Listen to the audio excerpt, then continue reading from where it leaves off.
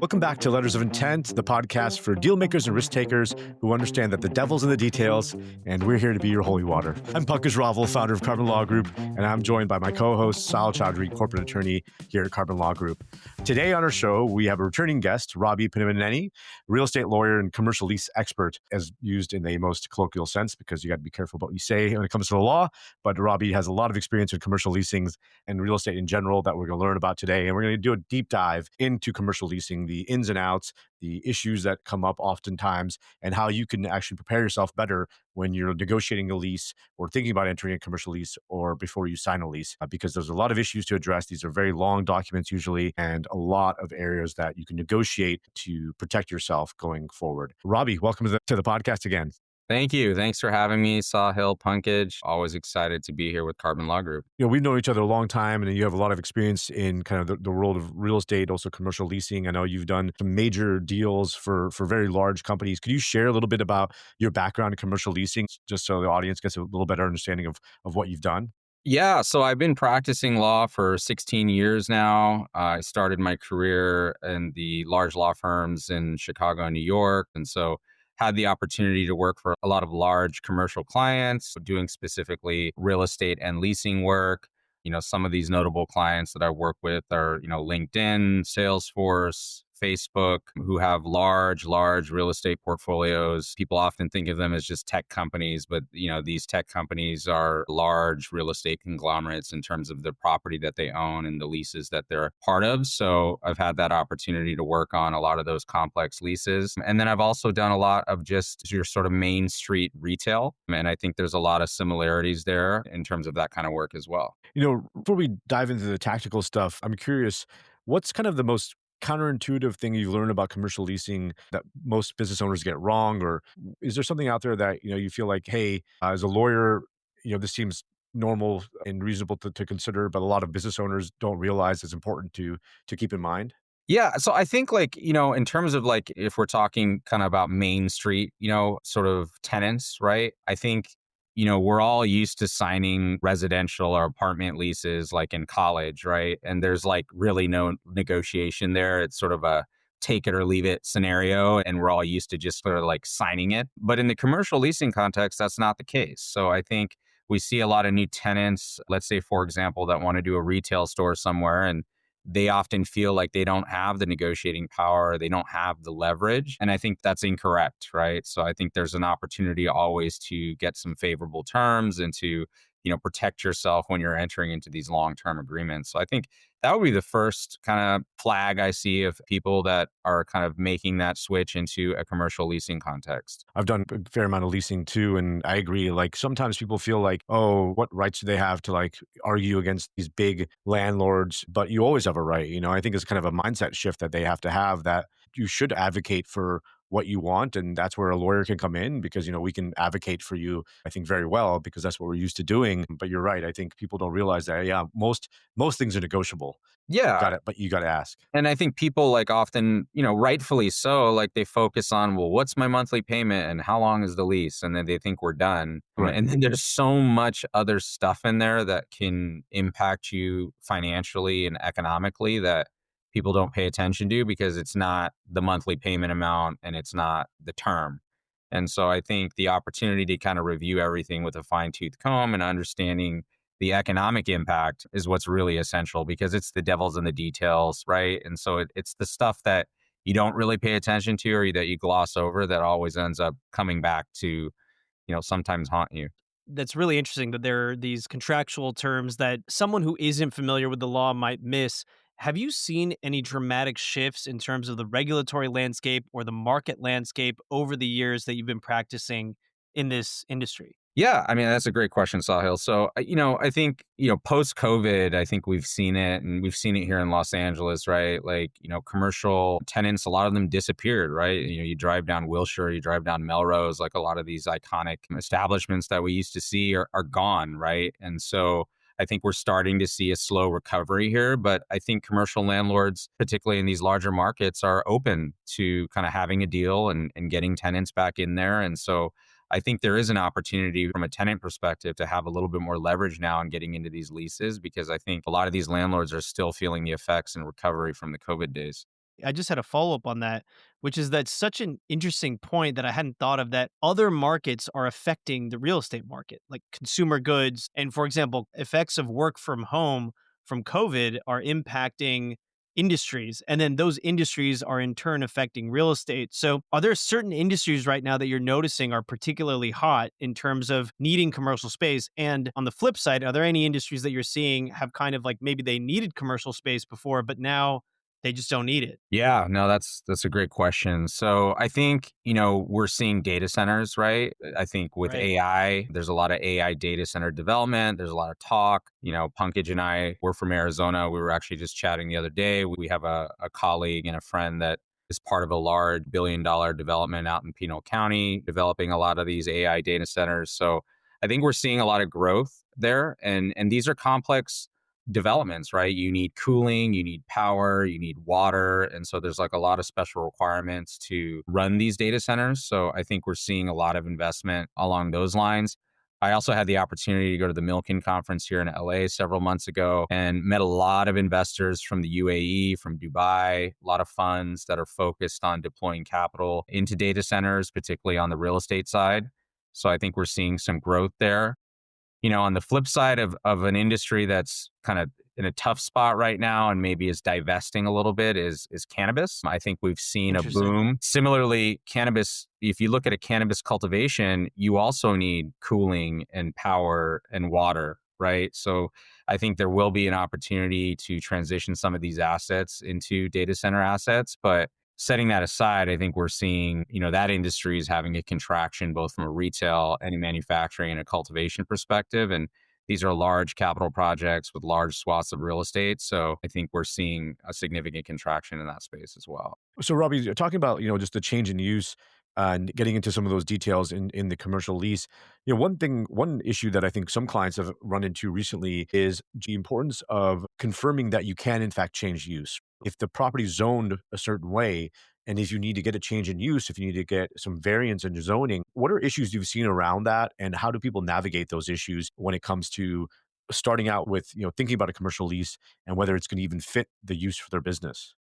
Yeah, I mean, look, I think you always want to think about optionality, right? And so you definitely want to check the zoning regulations and the code and just understand, like, it's not even about you wanting to do a different use, but let's say you want to get out of the lease or you want to assign the lease or sublet the lease. Like, there might be another tenant that has a different use than yours. So you want to try to attempt to maintain some flexibility and optionality there. So most leases have a permitted use section that talks about like what the permitted use is. And what I like to always do is you can specifically state the use that this tenant has, but then also add in verbiage around, all other lawful applicable law, just to kind of give that optionality in terms of use. But I think it's Yeah. super important because I think, use comes down to like, do I want to divest this business? Do I want to change the business? Do I want to sell the business? Those things become very important.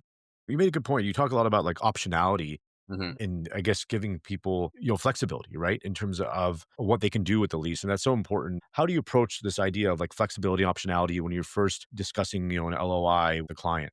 Yeah, I mean, it's like the awkwardness of a prenup, right? Like, because you kind of want to talk about things don't work out, and usually people are like pretty excited and they're ready to go and things like that. But I think they're important conversations in any legal agreement, beyond leases, right? You always want to think about like, well, what if this thing doesn't work out? What are my options at that point? And so I think, at the LOI stage, like you always want to kind of have that in the back of your mind. And, that's one of the fortunate reasons why people have attorneys, right? Like, because the attorney can kind of think about that and kind of build that into whatever lease agreement that you're, thinking about entering into. But it's super important. You never know how the world's going to change. You don't know how industries are going to change, right? Like, I think crypto was really hot for a second, right? Everyone was set doing this crypto mining. I think that's died down a little bit. A lot of those centers can be used for AI, or they could be used, for manufacturing, or they could be used for other things. So you definitely want to kind of think about that. You know, California seems like a state that's different to do business in than other states. I mean, naturally, every state has their own social policies and their own specific state laws.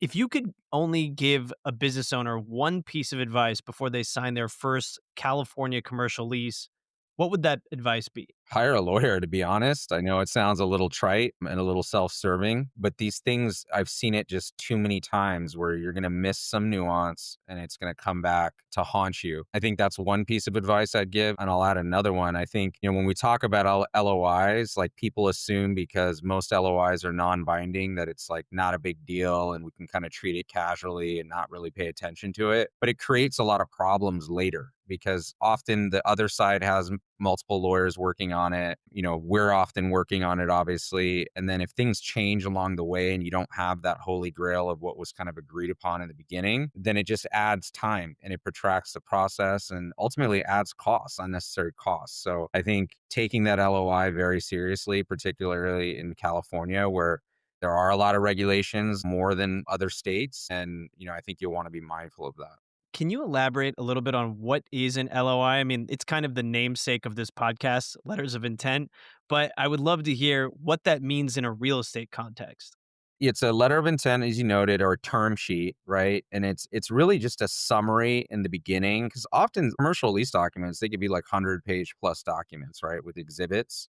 And so the LOI or the term sheet is literally a 1, 2, 3 page summary of material terms. So it'll just kind of walk through, like, obviously, what is the rent payment, what is the term, what is the indemnification, what is the assignment say, what are the maintenance obligations, what is triple net, what is CAM. So these are all things that are material to the lease that the parties will agree upon before they start the drafting of the long form lease. And I think that just streamlines the whole process because there's a meeting of the minds in the beginning. And then there's always still a negotiation because, you can take a term, but once you put it into a written format and kind of add in all the bells and whistles, there's always a little bit of room for negotiation. But I've seen clients make the error of taking that process casually at the term sheet LOI level, and it just leads to a protraction of the process, later down the line and costing them more money. Yeah, I would echo that because, that sometimes we see that people come to us and say, hey, we have an LOI, we've signed it, now we're like negotiating some of the terms in the lease. But definitely, I think as lawyers, ties your hands a little bit, even clients, right? Because the other party can argue, oh, well, you're negotiating in bad faith because we've already discussed some of these issues. So I think, if anyone's listening out there and they have an LOI, I would say definitely get your lawyer involved, get us involved at some point, because like before you sign that LOI, because once you sign that, you're now kind of confining yourself, constricting yourself in some ways in terms of what you can negotiate in that final lease. Yeah, I think that's exactly right. People just assume because it's non-binding that they're okay, but it really, frankly pisses people off like later down the line, even though it's non-binding. If you're trying to change things that were, theoretically agreed upon, then they're just going to be like, I don't want to do business with this person. In terms of, the elements of a lease, you have the lease documents itself, you have all these different terms involved, and, oftentimes also there's like a personal guarantee.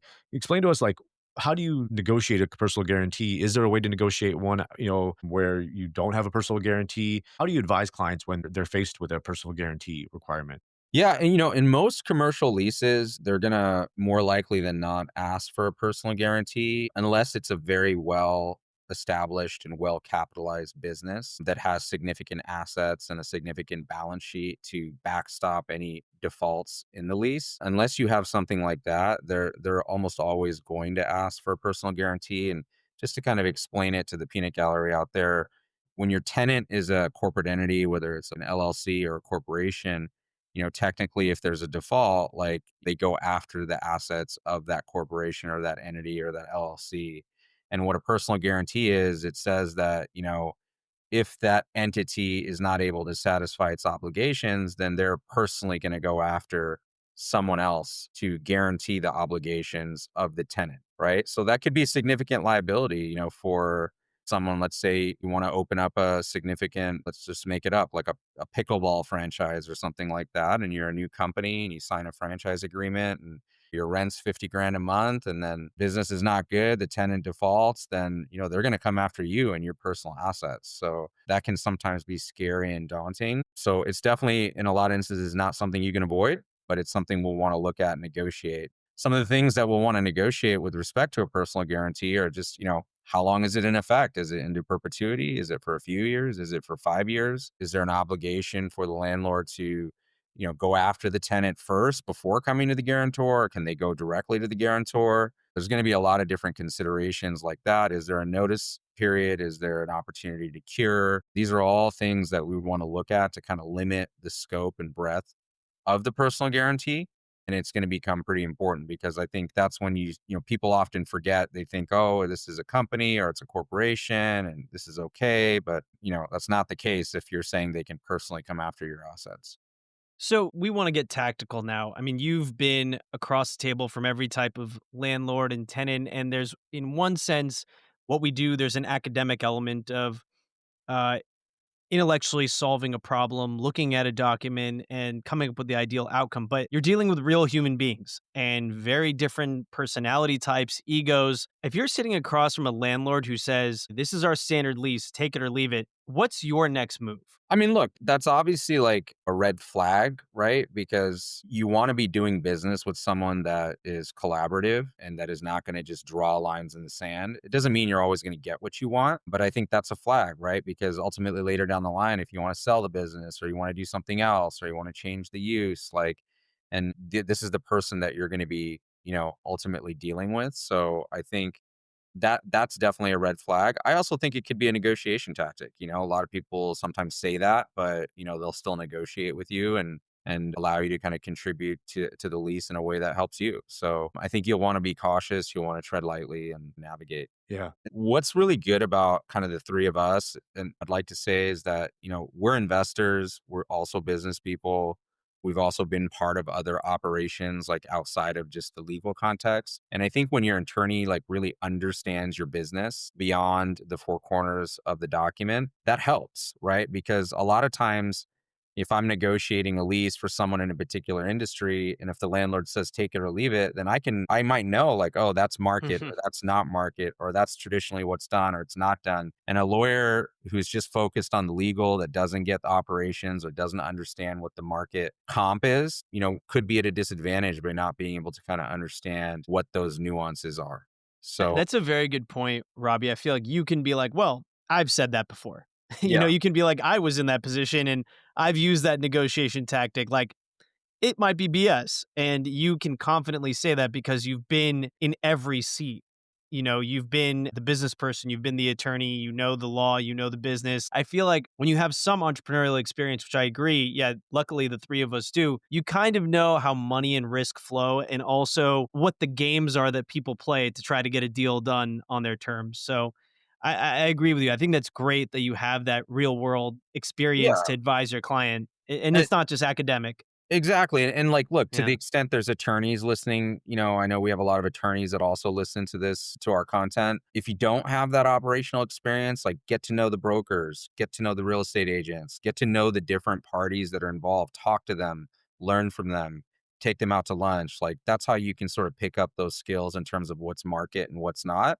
And then also, Yeah. if you have that relationship, you can pick up the phone, right? And you can Yeah. talk to the business people and kind of get their sense on some of these terms too. And that's where I think you really add value to the client is like they're trying to achieve a goal and marking up and negotiating a document is part of that goal. But I think there's so many other things that go into getting them to their goal that a good attorney can offer. So true. So true. I think that industry knowledge, that experience is so important. And I think separates just a standard attorney from someone who really can help you navigate these complex leases and understand some of those issues on the ground, right? Because it's hard to know without context what issues could really be the most challenging. Hmm. That's right. Bunkage, I feel like we're approaching that new segment that we've introduced called the lightning round, Yes. where Bunkage is about to hit you with rapid fire questions so our audience can hear how you react to some very interesting circumstances and the way you think about matters as a lawyer, but rapid fire style. Let's do it. Yes. All right. So these would be, short questions with short answers, but some may be more nuanced, I realize, but this is supposed to be kind of just rapid fire. Yeah. So triple net versus gross, when does each make sense or when do you fight for one versus the other? Look, I think most commercial leases are triple net. So it's not necessarily about fighting for it. I think it's just learning how to navigate it. percentage rent clauses negotiable, or should you just always shy away from them? I think it's negotiable. I mean, a lot of landlords shy away from them because they want to have a fixed fee and know what they're getting, but negotiable. Is there a certain time of the year that's best to negotiate a lease in California? I would say any time of year. Okay. Okay. Well, I Anytime. just know sometimes California people tend to go away during the holidays. Certain industries tend to kind of grind to a halt. But you feel like real estate things I are think we have happening 360 days a year of There we sunshine. go. So more. we're, Yeah. we're very fortunate. The Yeah. park is Yes. open 24/7, 365. Yeah. And it's a hustle culture. It's a hustle culture out here. So everybody's always trying to do deals and make money and do business. So That's I true. think it's 24/7. That's why I love California. Absolutely. What's one clause you maybe advocate for or try to include in a lease that sometimes is not there? Or is there a certain clause that you look for to make sure that that's there to protect your client if they're a tenant? Yeah, I think it's like maintenance obligations. You kind of want to understand what those are. And most tenants do have maintenance obligations, which then requires you to do an inspection before you get into the lease and try to understand like what are the different components that you're going to be maintaining and what is their condition? Because like an HVAC, for example, could be a six-figure expenditure. And if the tenant's obligated to maintain it, you want to understand what you're getting into. Right. So people always overlook it because they think it's boilerplate or there's no negotiation. And there may be no negotiation, but then you can still do an inspection and try to understand what your exposure is. So there's a lot there on maintenance, I think, that people need to look into. Absolutely. And get your inspection done for sure. Like Yes. 100%. Anyone, renting commercial, you've got to do inspection. Do not believe what the landlord tells you. Biggest red flag that makes you tell a client you should walk away from this deal. Wow. I think it's like what you touched on earlier. I think if the landlord is just always, kind of threatening divorce at every juncture or like everything that you bring up, then I think that's just how that relationship's going to be. And a lot of these leases are 5, 10, 15-year leases with renewal options. So it's like, do you want to be doing business with this person for that long? Sometimes Yeah. people are so myopic on just getting their business going that they forget that they're getting married to someone effectively in a business sense. So good. Oh, that's great. Great lightning round. I appreciate you answering those so succinctly. We have a few, ended questions, and then we could wrap up. Absolutely. So, what's one question you wish more business owners would ask you about commercial leasing that they never do? What is one question that they would hope they would ask me? I mean, really just like it's kind of what we touched on before. I think it's just like they're so focused on like what is the monthly rent and like how long is the lease that they're not really thinking about everything else. So I think it's just, I wish they would ask me like, please tell me everything in here that affects me in an economical or financial way. And you're going to come up with a lot more than just the rent, right? There's rent escalations, there's common area maintenance, there's triple net charges, there's indemnification obligations, maintenance. Like there's so many different things that affect, the bottom line that I wish they were more focused on discussing those versus just, disposing of everything else once they're comfortable with the monthly lease payment. So, if someone is right now in the middle of a lease negotiation, what's one thing that they should do before their next conversation with their landlord?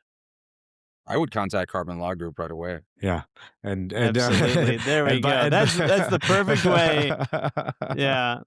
Unbiased opinion, and just so people know, Robbie is counsel with Carbon Law Group. Yes. So when you contact us, you get the expertise of Robbie Benimini in the flesh, or virtually at least, Yeah. and he can definitely guide you. So yes, if you do have questions, concerns about your commercial lease, Robbie and the team, we're ready to help you. Fantastic. Well, Robbie, this has been incredibly valuable for our listeners who want a deeper dive into these issues or who just want to be in touch with you. Where can they find you? Yeah, they can just contact Carbon Law Group, and I'm available and eager to talk about all your lease issues and considerations and help you out. Awesome. Well, that's a wrap on another episode of Letters of Intent. Remember, in deal making, preparation isn't just helpful, it's profitable.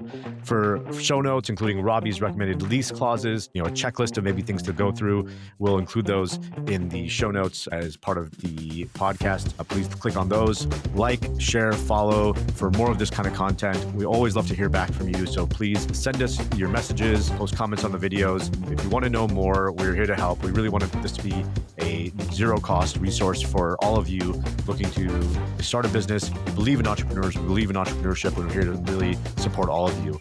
Thank you again for taking the time to listen to Letters of Intent. Robbie, always great chatting, man. We really appreciate you sharing all your insights and experience and expertise over the years about commercial leasing. I think this was super helpful. You both. Thank you. Thank you.